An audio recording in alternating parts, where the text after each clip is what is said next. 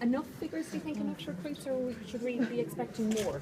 Well, what I promised was ongoing continuous recruitment, seamless recruitment, and that's what the government and I are delivering.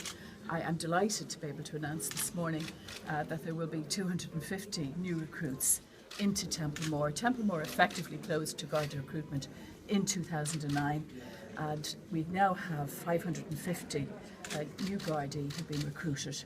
There's huge interest, obviously, amongst the public in becoming a Gardaí and joining the force, and I think that speaks for itself.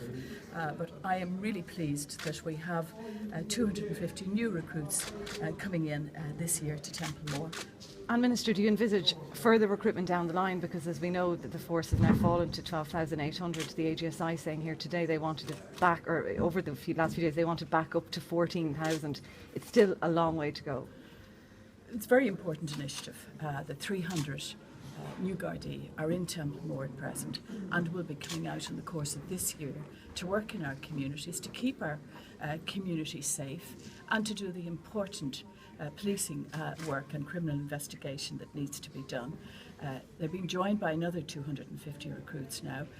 Templemore has a capacity to take about 600 per year, and as I said, I am absolutely committed, and the government is committed, and we have provided the funding, increased investment in Garda Síochána this year, 27 million extra in Garda vehicles, which are very important as well to ensure we have that community presence from Garda Síochána.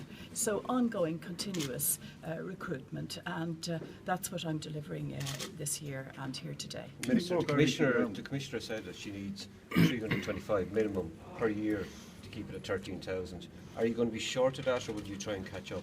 Oh no, next year? I believe fully that Garda Síochána will be kept at 13,000, and we'll have ongoing. There is a reform programme underway as well, so the balances between, for example, the number of civilians and Gardaí, that's something that we have to review, and the needs of Garda Síochána. We're into a very complex era of new technology, where the Gardaí need the resources, for example, to combat cybercrime, and so we have to continually look at the resource issue in a variety of areas, and we have to look at it alongside the reform programme, because the reform programme, and everyone is committed to that, will deliver efficiencies as well. Minister, when are we going to see the Fennelly report published? The Fennelly report, I don't have a date for that, and obviously the Taoiseach has addressed that issue, but clearly the Fennelly Commission were given a job to do, and I've no doubt they'll deliver on that and will present the report. Do you hope to have it in any particular time? I don't know the time frame. Minister, can I ask you about allegations that Deputy Mick Wallace raised in the Dáil yesterday about Garda malpractice in Athlone involving a now Chief Superintendent? Is there any substance to these claims, and is there an investigation underway? And should a deputy like Mick Wallace be allowed to bring up this? Is it an abuse of Dáil privilege to mention someone's name in the Dáil like that and to use these allegations against them? Well, there has been a recent promotion process. I would stand by the integrity of that process, the independence of that process. If anyone, a deputy or any other member of the public, has information where they believe there has been wrongdoing, they should report it, and they should report it in detail.